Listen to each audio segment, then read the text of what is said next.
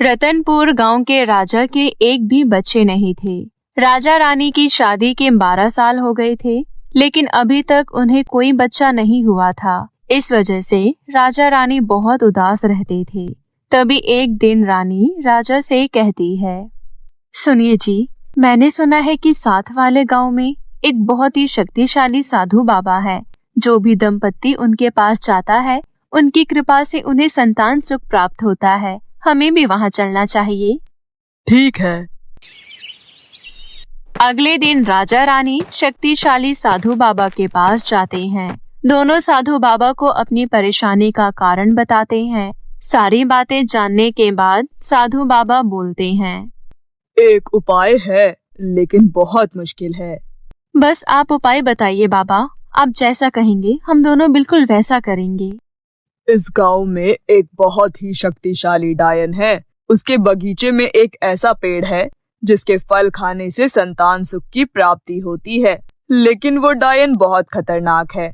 अगर उसे पता चला कि उसके बगीचे से किसी ने फल तोड़ा है तो वो उसको जिंदा नहीं छोड़ती। लेकिन बाबा, मुझे संतान चाहिए, इसलिए मैं ये जरूर करूंगी। इस तरह थोड़ी देर तक दोनों बातें करते हैं और उसके बाद डायन के घर के बाहर पहुंचते हैं। दोनों को एक अलग प्रकार का पेड़ नजर आता है जिससे तेज रोशनी निकल रही होती है। देखिए जी, उस पेड़ में से एक अलग प्रकार का प्रकाश निकल रहा है। जरूर ये वही पेड़ होगा जिसके बारे में बाबा जी बता रहे थे। हाँ, मुझे भी यही लगता है। तुम यही रुको, मैं फल लेकर आता हूँ। राजा बगीचे के अंदर जाता है और फल लेकर आ जाता है। उसके बाद राजा रानी अपने महल वापस चले जाते हैं। वहीं दूसरी तरफ डायन जब अपने घर लौटती है तो उसे पता चल जाता है कि उसके पेड़ पर से किसी ने फल लिए हैं। कौन आया था यहाँ पर? किसकी इतनी हिम्मत हो गई जो मेरे बगीचे से फल ले जाए? मैं उसे छोड़ूंगी नहीं, लेकिन मुझे महीने लग जाएंगे ये पता लगाने में। इस तरह डायन ये पता लगाने के लिए जुट जाती है। वहीं दूसरी तरफ डायन के बगीचे का फल खाकर रानी गर्भवती हो जाती है। 9 महीने बाद रानी को एक प्यारी सी बच्ची होती है। राजा रानी अपनी बच्ची को देखकर बहुत खुश होते हैं। महल में राजकुमारी के पैदा होने की खुशी में बहुत बड़ा समारोह आयोजित किया जाता है। राजा घोषणा करते हुए कहते हैं, ये है हमारे राज्य की राजकुमारी। ये परियों की तरह खूबसूरत है, इसलिए हमने इसका नाम रायशा रखा है। इस तरह राजकुमारी का नाम रायशा रख दिया जाता है। वहीं दूसरी तरफ डायन को पता चल जाता है कि उसके बगीचे से राजा ने ही फल तोड़े हैं। अगले दिन डायन राजा रानी के पास जाती है और बोलती है, तुम वही हो जिसने मेरे से बिना पूछे मेरे बगीचे से फल तोड़े हैं? लेकिन अगर हम आपसे पूछ भी लेते तो फिर भी आप हमें मना ही करती। हाँ, सही कहा तुमने। मैं अपने बगीचे के फल किसी को भी नहीं देती हूँ, लेकिन तुमने ये अपराध किया है, इसलिए तुम्हें इसका भुगतान करना पड़ेगा। हाँ, हम इसका भुगतान जरूर करेंगे। आपको महल से जितने भी सोने के सिक्के चाहिए आप ले लीजिए। नहीं, मुझे खैरात में सोने के सिक्के नहीं चाहिए। मुझे सोने के सिक्कों का कोई लोभ नहीं है। मेरे फल की वजह से तुम्हें बेटी हुई है, इसलिए मैं तुम्हारी राजकुमारी को अपने साथ लेकर जा रही हूँ। नहीं, ऐसा मत करना। अगर तुम दोनों ने मुझे राजकुमारी नहीं दिया तो मैं तुम दोनों के साथ साथ राजकुमारी और ये पूरा गांव खत्म कर दूंगी। राजा रानी बहुत रोते हैं और गिड़गिड़ाते हैं, लेकिन डायन उनकी एक नहीं सुनती। डायन राजकुमारी रायशा को लेकर साथ वाले राज्य में चली जाती है। डायन राजकुमारी को सबकी नजरों से दूर रखना चाहती थी, इसलिए वो अपने जादू से एक बड़ा सा मीनार बनाती है। इस तरह कई साल बीत जाते हैं। अब राजकुमारी बहुत बड़ी हो गई थी। राजकुमारी बहुत ही ज्यादा खूबसूरत थी। डायन राजकुमारी के बाल कभी नहीं काटती थी, जिसकी वजह से उसके मीनार जितने राजकुमारी के बाल हो गए थे। जब भी राजकुमारी मीनार की खिड़की पर बैठती थी तो उसके बाल जमीन तक लौटते थे। डायन राजकुमारी को कभी भी मीनार से बाहर नहीं निकलने देती थी। एक दिन डायन नीचे से राजकुमारी को आवाज लगाती है, मेरी लंबे बालों वाली खूबसूरत राजकुमारी, बेटी जरा मुझे अपने बाल तो दिखाओ। तुम्हारी माँ को तुम्हारे बालों के सहारे ऊपर आना है। रायशा राजकुमारी खिड़की से अपने बाल नीचे लटका देती है, जिसकी मदद से डायन उसके पास पहुंच जाती थी। इसी तरह सब कुछ चल रहा होता है। तभी एक दिन रायशा राजकुमारी डायन से कहती है, माँ, मैं 20 साल की हो गई हूँ, लेकिन मैं कभी भी इस मीनार से बाहर नहीं निकली। मेरा इस मीनार के अंदर दम घुटता है। मुझे भी बाहर का नजारा देखना है। आप कभी भी मुझे मीनार से बाहर क्यों नहीं जाने देती हो? मैं भी चाहती हूँ कि मैं बाहर जाऊँ, मेरे दोस्त बने। मैंने किसी किताब में पढ़ा था कि बाहर की दुनिया बहुत सुंदर होती है, पर आपने मुझे कभी सुंदर दुनिया देखने ही नहीं दी। मेरी राजकुमारी बेटी, तू अभी बाहर की दुनिया के बारे में कुछ नहीं जानती है। बाहर के लोग बहुत ही लालची और निर्दयी होते हैं। मैं नहीं चाहती कि मेरी राजकुमारी जैसी बेटी की सुंदरता का कोई फायदा उठाए, इसलिए मैं तुम्हें कभी भी मीनार से बाहर नहीं जाने देती हूँ। इस तरह डायन रायशा राजकुमारी को बाहर जाने से मना कर देती है। रायशा का मन जब भी उदास रहता था तो वो अपनी मीनार की खिड़की पर जाकर गाना गाने लगती थी। इसलिए उस दिन भी वो मीनार की खिड़की पर जाकर गाना गाने लगी। उसी राज्य का एक इकलौता राजकुमार था जिसका नाम निर्भय था। राजकुमार निर्भय की शादी की उम्र हो गई थी, लेकिन वो शादी करना बिल्कुल नहीं चाहता था। राजा रानी उसे शादी करने के लिए बोलते थे, लेकिन वो हमेशा मना कर देता था और वहाँ से उठकर चला जाता था। एक दिन राजकुमार अपने घोड़े पर सवार होकर जंगल में शिकार करने जाता है। उसी वक्त राजकुमारी रायशा भी अपने मीनार की खिड़की पर बैठकर गाना गा रही थी। राजकुमारी रायशा के गाने की आवाज सुनकर राजकुमार निर्भय वहीं मीनार के पास रुक जाता है। राजकुमार निर्भय अपने मन में सोचते हैं, आखिर इतनी मीठी आवाज में कौन गाना गा रहा है? मैंने आज से पहले कभी भी इतनी सुरीली आवाज नहीं सुनी थी। राजकुमार निर्भय ये सब सोच ही रहे थे, तभी डायन आ जाती है और राजकुमारी रायशा को आवाज लगाती है, रायशा, मेरी प्यारी लंबे बालों वाली राजकुमारी बेटी, अपने बाल बाहर निकालो, तुम्हारी माँ को अंदर आना है। राजकुमारी रायशा उसी वक्त अपने लंबे बाल खिड़की से बाहर लटका देती है। ये देख राजकुमार निर्भय हैरान रह जाता है। उस वक्त राजकुमार निर्भय वहाँ से चला जाता है, लेकिन अगले दिन फिर से वो आता है और राजकुमारी रायशा को बाल नीचे करने के लिए कहता है। राजकुमारी रायशा अपने बाल नीचे कर देती है। उसके बाद राजकुमार निर्भय बालों के सहारे राजकुमारी के पास पहुंच जाता है। जब राजकुमार निर्भय अंदर आते हैं तो राजकुमारी रायशा उन्हें देखकर घबरा जाती है। वहीं दूसरी तरफ राजकुमार निर्भय राजकुमारी की खूबसूरती देखकर हैरान रह जाते हैं। तुम तो बहुत खूबसूरत हो। अरे आप कौन? आप यहाँ क्यों आए हैं? अगर मेरी माँ को पता चल गया तो वो आपको छोड़ेगी नहीं। क्या तुम यहाँ मेरी हत्या करने आए हो? मेरी माँ मुझसे बहुत प्यार करती है और अभी वो यहाँ नहीं है। तुम मुझे जान से नहीं मार सकते। चले जाओ यहाँ से। कल मैंने तुम्हारी सुरीली मीठी आवाज सुनी और मैंने तुम्हें देखना चाहा, इसलिए मैं यहाँ आ गया। आपकी आवाज तो अच्छी है ही और आप दिखने में भी बहुत खूबसूरत हो। आप मुझसे डरो मत, मैं आपका दोस्त बन सकता हूँ। राजकुमारी रायशा राजकुमार निर्भय से दोस्ती कर लेती है। अच्छा ठीक है, मैं आपकी दोस्त बन जाऊंगी, लेकिन अभी आप यहाँ से जाइए। अगर मेरी माँ को पता चल गया तो वो आपको नहीं छोड़ेगी। ठीक है, मैं अभी यहाँ से जा रहा हूँ, लेकिन कल फिर आऊंगा। तुम बस अपने बाल खिड़की से बाहर लटका देना। इतना बोलकर राजकुमार निर्भय वहाँ से चले जाते हैं। हर रोज राजकुमार निर्भय राजकुमारी रायशा से मिलने आया करते थे। इस तरह धीरे धीरे दोनों की दोस्ती गहरी हो जाती है। इसी तरह सब कुछ चल रहा होता है। तभी एक दिन राजकुमारी रायशा राजकुमार निर्भय से बोलती है, राजकुमार, आप नहीं जानते कि इतने कम दिनों में ही आपने मुझे कितनी सारी खुशियाँ दी है। आपसे बातें करके मुझे बहुत अच्छा लगता है। मैं जल्द ही आपके बारे में माँ को बता दूंगी। देखना, वो हमारे रिश्ते को जरूर मानेगी। मैं अच्छे से जानती हूँ कि आप मुझे इस कैद भरी जिंदगी से बाहर निकालोगे। इस तरह दोनों बातें करते हैं और थोड़ी देर बाद डायन के आने का समय हो जाता है, इसलिए राजकुमार निर्भय वहाँ से चले जाते हैं। अगले दिन फिर से राजकुमार निर्भय राजकुमारी रायशा के बालों के सहारे ऊपर आ रहे थे, लेकिन तभी डायन ये सब देख लेती है। ये सब देखकर डायन को बहुत गुस्सा आता है। डायन गुस्से से अपने मन में सोचती है, नहीं, मेरे पीठ पीछे ये सब नहीं हो सकता। मैंने राजकुमारी को इतना प्यार दिया, लेकिन ये मुझे धोखा दे रही है।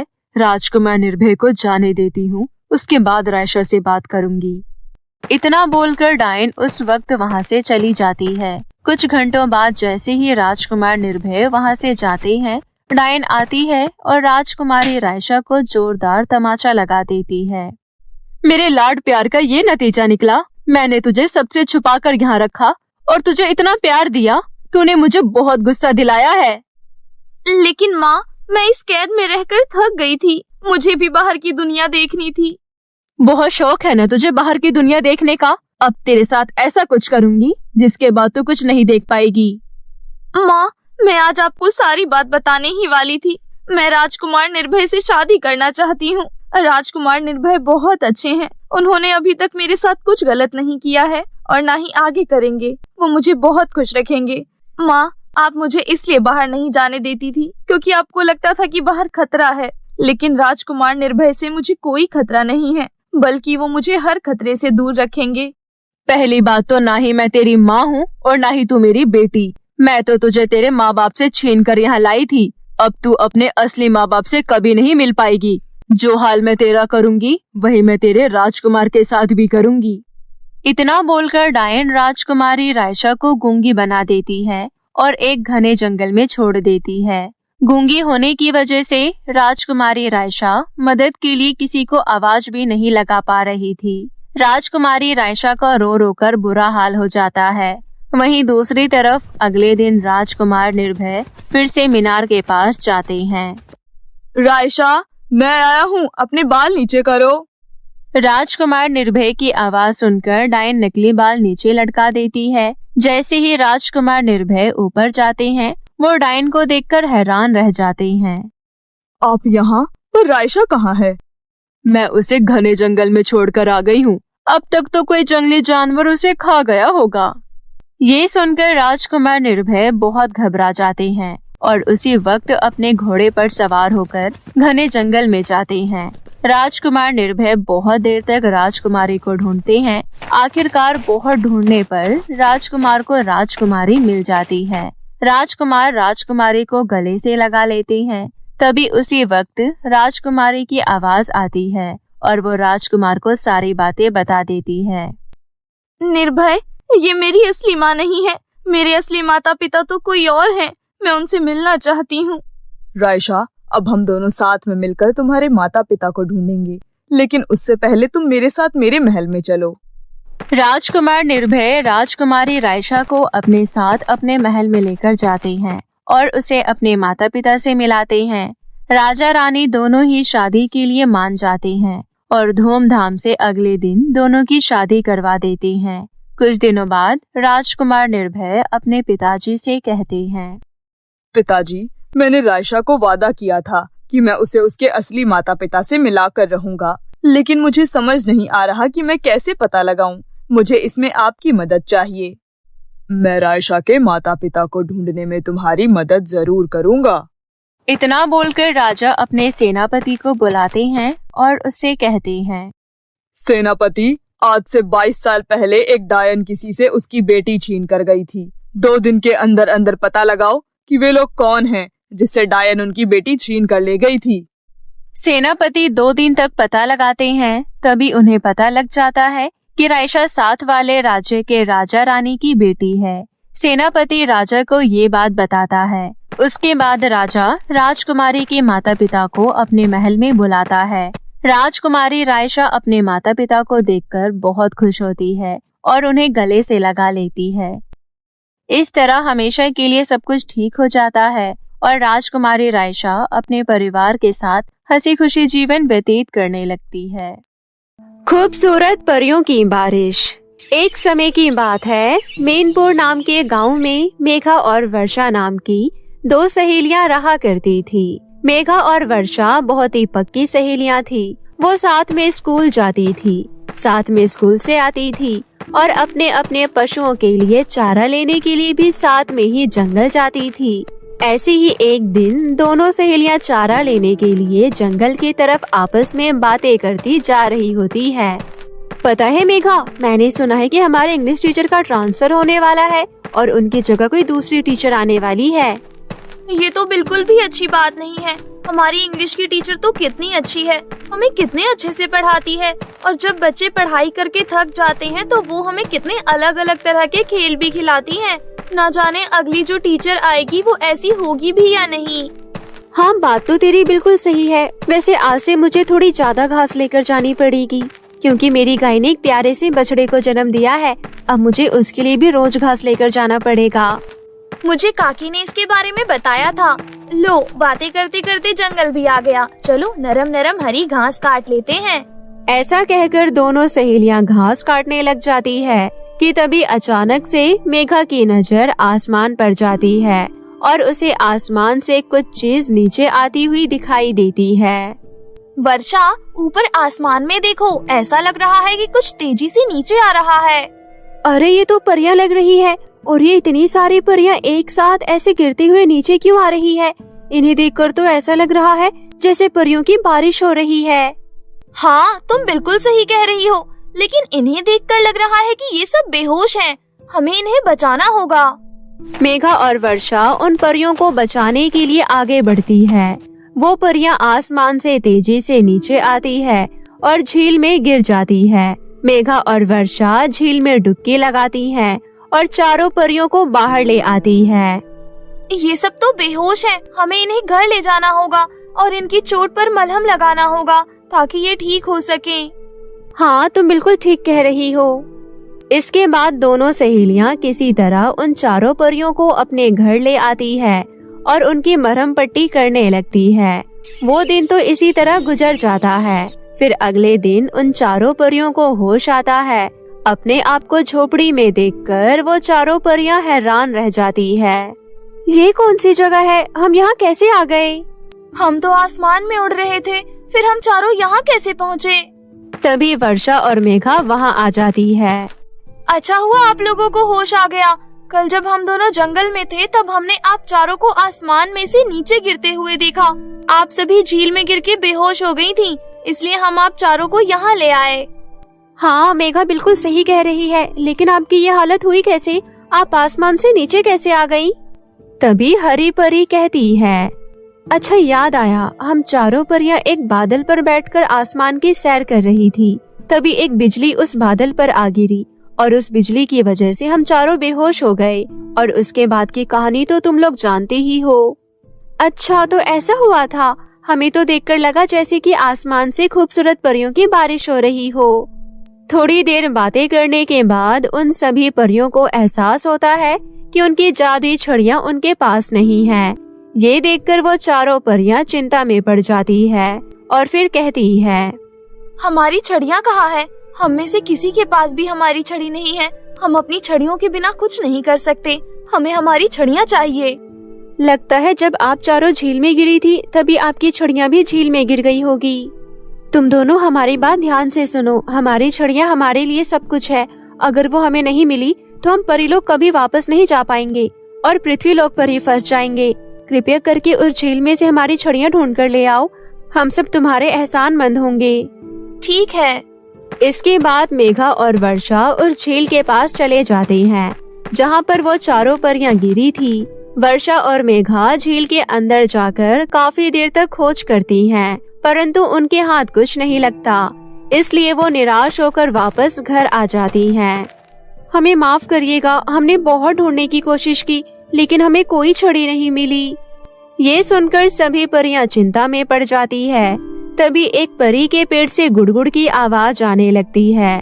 तभी मेघा कहती है, अरे मैं तो आप लोगों से खाने के बारे में पूछना ही भूल गई थी। आप लोग यहीं रुकिए, मैं और वर्षा आप लोगों के लिए खाना लेकर आते हैं। ऐसा कहकर मेघा और वर्षा वहाँ से चले जाती हैं और थोड़ी देर में उन चारों परियों के लिए खाना लेकर आते हैं। चारों परियां जैसी ही खाने का एक निवाला लेती है वो उल्टी कर देती है। उनसे वो खाना नहीं पचता। तभी पीली परी कहती है, वर्षा, मेघा, तुमने हमें खाना देने के बारे में सोचा, उसके लिए तुम्हारा धन्यवाद। लेकिन मुझे नहीं लगता कि हमसे ये पृथ्वीलोक का खाना हजम होगा। हमें परीलोक के खाने की आदत है, इसलिए ये खाना हमारे लिए बेकार है। अब तो हमें किसी भी तरह हमारी जादुई छड़ी ढूंढनी ही होगी।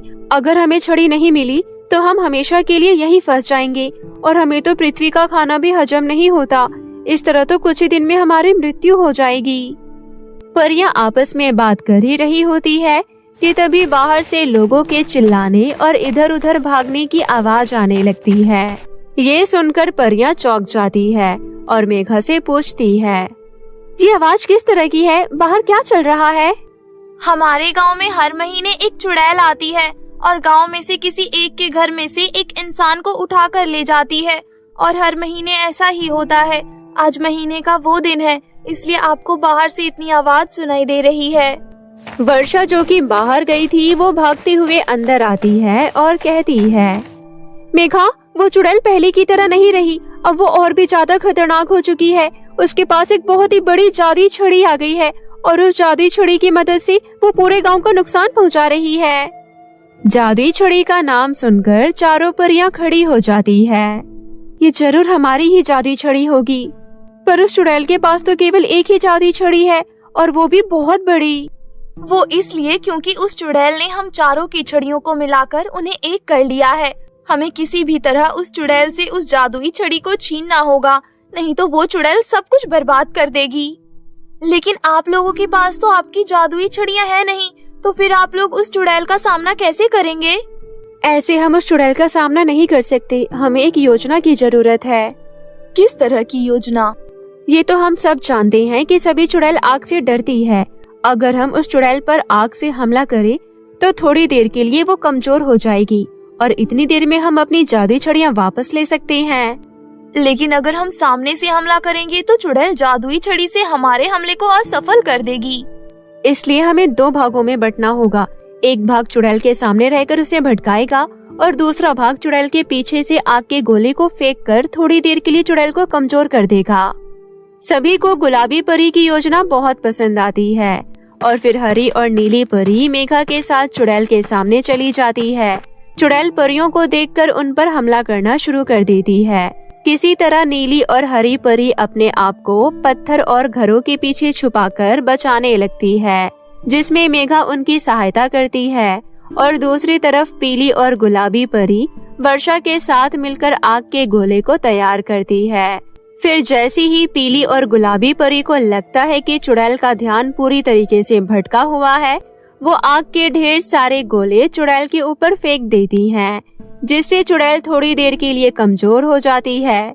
इतनी देर में चारों परियां उस बड़ी सी जादुई छड़ी के पास आती है और मंत्र पढ़ने लगती है। मंत्र पढ़ते ही वो बड़ी सी जादुई छड़ी 4 छोटी छोटी छड़ियों में बदल जाती है और चारों परियां अपनी छड़ियां अपने हाथों में ले लेती है। बहुत हो गया दुष्ट चुड़ैल, तूने बहुत लोगों को नुकसान पहुंचा लिया, लेकिन अब तेरा अंत नजदीक है। तुम लोग मेरा कुछ नहीं बिगाड़ सकते और तुम लोगों ने जो मेरे साथ किया है उसके लिए मैं तुम्हें छोड़ूंगी नहीं। ऐसा कहकर वो चुड़ैल उन चारों परियों पर हमला करने के लिए आगे बढ़ती है, परंतु चारों परियां अपनी जादुई छड़ियों की मदद से उस चुड़ैल का खात्मा कर देती है और उस गांव पर से चुड़ैल का खतरा हमेशा के लिए खत्म हो जाता है। आप सभी का बहुत बहुत धन्यवाद।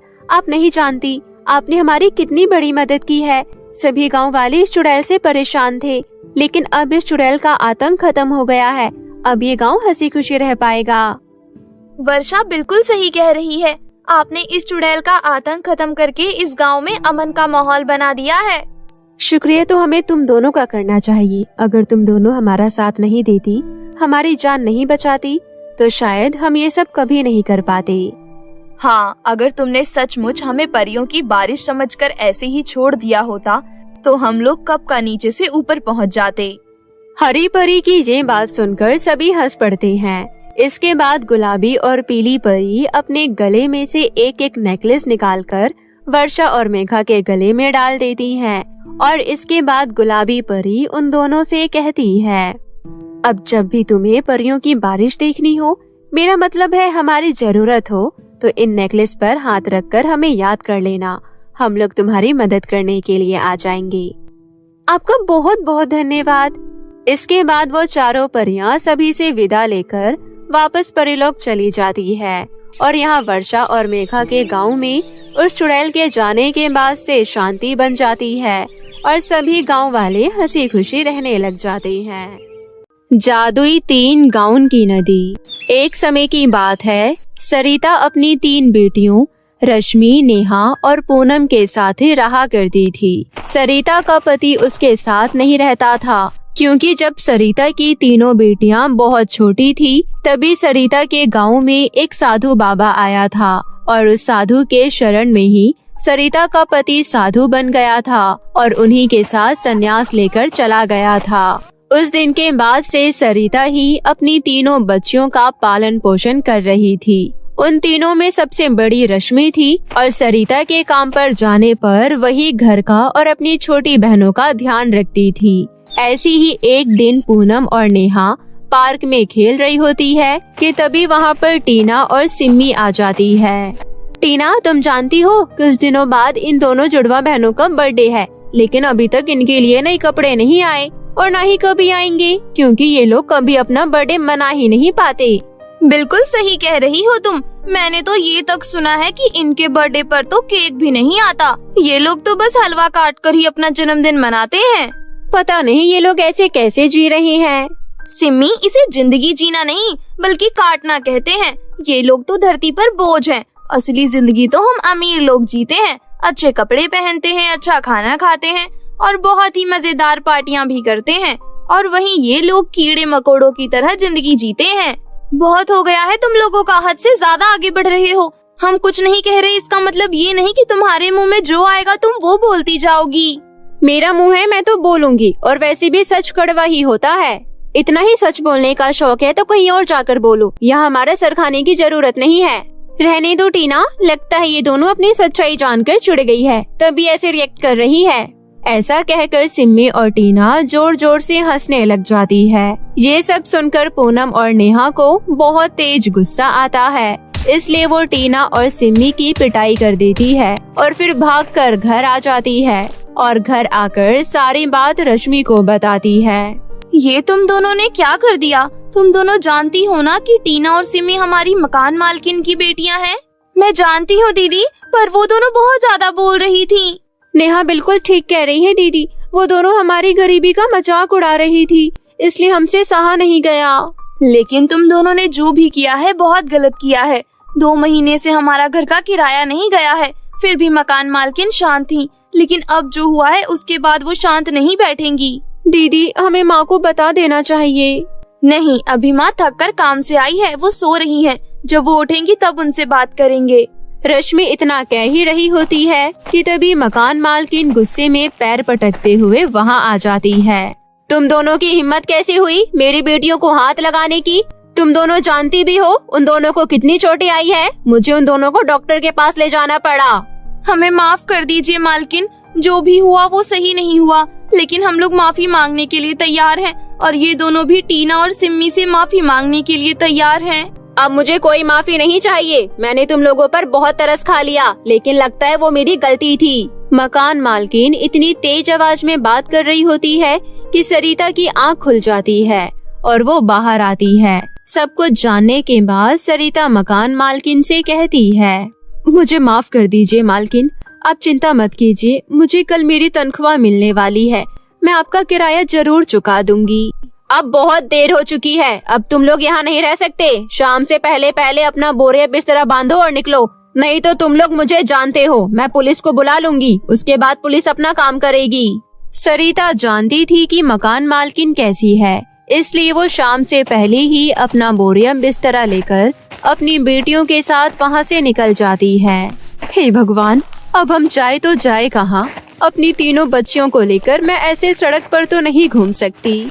सरिता ये सब कुछ मन में सोचकर सड़क पर बेसुध चल रही होती है कि तभी एक तेज रफ्तार कार उसे टक्कर मार देती है। तीनों बहनें ये सब देखकर हैरान रह जाती है और भागकर अपनी माँ के पास जाती है। माँ को क्या हो गया? माँ, आंखें खोलो, इनके सर से तो बहुत खून बह रहा है, हमें माँ को जल्द से जल्द अस्पताल लेकर चलना होगा। वो लोग सरिता को अस्पताल ले जाने की कोशिश करते हैं, लेकिन रास्ते में ही सरिता की मृत्यु हो जाती है। माँ, पहले से ही हमारी जिंदगी में इतनी परेशानियाँ और इतना दुख है, और उसके बाद आप भी हमें छोड़कर चली गयी। आप बताइए, हम लोग आपके बिना कैसे जी पाएंगे? माँ दीदी, ये सब हमारी गलती है, ना हमने टीना और सिम्मी को मारा होता, ना ही मकान मालकिन हमें घर से निकालती, और ना ही आज ये सब होता। जो भी हुआ उसके लिए तुम दोनों अपने आप को दोष मत दो। हम गरीबों की तो किस्मत ही ऐसी होती है। इसके बाद वो लोग जैसे तैसे करके अपनी माँ का अंतिम संस्कार करते हैं। उन लोगों के पास रहने का कोई ठिकाना नहीं था, इसलिए वो लोग एक छोटे से जंगल में चले जाते हैं और वहाँ की लकड़ियों से किसी तरह जोड़ जोड़ के एक झोपड़ी बना लेते हैं। क्योंकि रश्मि सबसे बड़ी थी, इसलिए उसे अपने दोनों बहनों का ख्याल रखना था, इसलिए वो घर से काम की तलाश में निकल जाती है। कई दिन तो वो इधर उधर भटकती रहती है। फिर एक दिन उसे एक बड़ी सी कपड़े की दुकान पर साफ सफाई का काम मिल जाता है और वो वहीं काम करने लग जाती है। रश्मि बहुत ही लगन से काम करती है और उसका काम देखकर उसकी मालकिन बीना बहुत खुश होती है। सच में रश्मि, तुम्हारा काम बहुत ही अच्छा है। मैंने जो पहले साफ सफाई वाली रखी थी वो ढंग से काम नहीं करती थी, कभी इधर धूल रह जाती तो कभी उधर धूल रह जाती थी और वो अपने काम के अलावा कुछ भी एक्स्ट्रा नहीं करती थी। पर तुम तो पूरी दुकान को एकदम चकाचक रखती हो और साथ ही साथ कपड़े को उसकी सही जगह पर रखना, कस्टमर का ध्यान रखना और बाकी काम भी कर लेती हो। सच में मुझे तुम्हारा काम बहुत पसंद आया, इसलिए आज मैं तुम्हारी सैलरी बढ़ा रही हूँ। आपका बहुत बहुत धन्यवाद मालकिन। अपनी मालकिन की बात सुनकर रश्मि बहुत खुश होती है, परंतु ये सब सिम्मी और टीना देख रही होती है, क्योंकि सिम्मी और टीना भी उसी दुकान पर शॉपिंग कर रही होती है। ये तो पूनम और नेहा की बड़ी बहन है। क्या बात है, आज तो बहुत खुश लग रही है। इसकी छोटी बहनों ने हमें बहुत परेशान किया है, उसका बदला अब हम इससे ले लेंगे। लेकिन हम करेंगे क्या? सिंपल है, हम इस दुकान से ये सारे कपड़े लेकर चले जाएंगे और जब यहाँ की मालकिन हमसे पूछेगी तो हम कह देंगे कि हमने कपड़ों के पैसे इसे दे दिए हैं। क्या बात है, तेरा प्लान तो बहुत ही मस्त लग रहा है। इसके बाद सिम्मी और टीना बहुत सारी शॉपिंग करती है और दुकान से निकलने लगती है। तभी दुकान की मालकिन उन दोनों को रोक लेती है और पूछती है, आप लोगों ने पैसे पे नहीं किए? एक्सक्यूज मी, हम पैसे पहले पे कर चुके हैं। आपकी जो स्टाफ वहाँ खड़ी है, हमने उसे पैसे दे दिए थे। अच्छा, मैंने ध्यान नहीं दिया। कोई बात नहीं, अभी तो वो जा चुकी है, कल मैं उसे पैसे ले लूंगी। आपका यहाँ आने के लिए शुक्रिया। फिर दोनों बहनें वहाँ से हंसती हुई निकल जाती है। अगले दिन जब रश्मि काम पर आती है तो बीना उसके पास आती है और कहती है, रश्मि, कल जो उन दोनों कस्टमर ने पैसे दिए थे, लाओ वो मुझे दे दो। पैसे? कौन से पैसे मालकिन? मुझे तो किसी ने कोई पैसे नहीं दिए। झूठ बोलना बंद करो रश्मि, कोई भी कस्टमर हमसे झूठ नहीं बोलता और वो दोनों तो हमारे परमानेंट कस्टमर है और वो बहुत ज्यादा अमीर भी है, इसलिए वो झूठ नहीं बोलेंगी। जल्दी बताओ मेरे पैसे कहाँ है? बीना सवाल पर सवाल करती रहती है पर रश्मि के पास कोई जवाब नहीं होता। फिर बीना गुस्से में आकर कहती है, ठीक है, अब बहुत हो गया है, मैं बहुत सुन चुकी हूँ तुम्हारी झूठ। मुझे कल के कल मेरे 50,000 रुपए चाहिए, नहीं तो मैं पुलिस को बुला लूंगी और तुम्हें और तुम्हारी दोनों बहनों को जेल में डलवा दूंगी। अब निकल जाओ यहाँ से और कल पैसे लेकर आना। बेचारी रश्मि बहुत ज्यादा दुखी हो जाती है, उसे समझ ही नहीं आता आखिर वो क्या करे। वो दुकान से निकल जाती है और चलते चलते उसे होश ही नहीं रहता कि वो घर की जगह कहाँ पहुँच गई है। जब वो देखती है तो वो किसी जंगल में पहुँच गई होती है, जहाँ 3 अलग अलग गाउन होते हैं और उन गाउन में से नदी निकल रही होती है। ये सब नजारा देखकर रश्मि हैरान रह जाती है। ये सब क्या है? यहाँ तो सोने का और चांदी का गाउन है और उनके साथ में एक पुराना सा गाउन भी है और इन सभी गाउन में से एक नदी बह रही है। ये तो बहुत ही अजीब बात है। रश्मि ये सब सोच ही रही होती है, तभी वहाँ पर 3 नन्ही परियां प्रकट हो जाती है और रश्मि से कहती है, रश्मि, क्या तुम इन गाउन और उनकी नदी को देख सकती हो? हाँ, ये मुझे दिखाई दे रहे हैं, पर ये सब है क्या? अगर तुम्हें ये सब दिखाई दे रहे हैं तो जरूर कोई खास वजह होगी। रश्मि, यहाँ पर जो तुम्हें दिखाई दे रहे हैं वो जादुई गाउन और उनकी नदी है। वो तो ठीक है, लेकिन यहाँ पर सोने चांदी के गाउन के साथ ये पुराना गाउन क्यों रखा है? रश्मि, तुम्हें इन तीनों में से किसी एक गाउन की नदी में डुबकी लगानी होगी। अगर तुम सोने के गाउन की नदी में डुबकी लगाती हो तो तुम बहुत ही अमीर बन जाओगी, तुम्हारे पास बहुत सारी धन दौलत आ जाएगी। और अगर तुम चांदी के गाउन की नदी में डुबकी लगाती हो तो तुम बहुत ही फेमस हो जाओगी। तुम्हारे पास बहुत सारा फेम आ जाएगा। और ये तीसरा गाउन, इससे क्या होगा? अगर तुम तीसरे गाउन की नदी में डुबकी लगाती हो तो तुम हमारी मदद कर पाओगी। हम लोग यहाँ पृथ्वीलोक पर फंस चुके हैं। अगर तुम इस नदी में डुबकी लगा लेती हो तो पृथ्वीलोक से परीलोक तक एक बादलों की सीढ़ी बन जाएगी और फिर वापस हम परीलोक जा पाएंगे। अब बताओ कौन सी नदी में डुबकी लगाना चाहती हो? रश्मि थोड़ी देर सोचती है और फिर बिना कुछ कहे ही तीसरी जादुई गाउन की नदी में डुबकी लगा लेती है। रश्मि के उस नदी में डुबकी लगाते ही वहाँ पर सच में बादलों की सीढ़ियाँ बन जाती है। तुम्हारा बहुत बहुत धन्यवाद रश्मि। अब हम लोग अपने अपने घर जा पाएंगे। तुमने हमारी मदद की है, इसलिए अब हम भी तुम्हारी मदद करना चाहते हैं। अब तुम ये तीनों गाउन रख सकती हो। ये तीनों गाउन तुम्हें वो सब कुछ देंगे जिसकी तुम्हें जरूरत है। ऐसा कहकर वो तीनों परी वहाँ से परीलोक चली जाती है और रश्मि उन तीनों गाउन को लेकर घर आ जाती है। उन तीनों गाउन की मदद से रश्मि को पैसा, धन दौलत, रुतबा सब मिल जाता है और वो बहुत ज्यादा अमीर हो जाती है। इसके बाद रश्मि गाउन की मदद से 50,000 रुपए इकट्ठा करती है और उस दुकान की मालकिन को दे देती है और अब तीनों बहनें एक शानदार जीवन जीने लगती है और अपने जीवन को बेहतर करने के साथ साथ वो कई गरीब बच्चों और लोगों की भी मदद करने लगती है और हंसी खुशी रहने लग जाती है।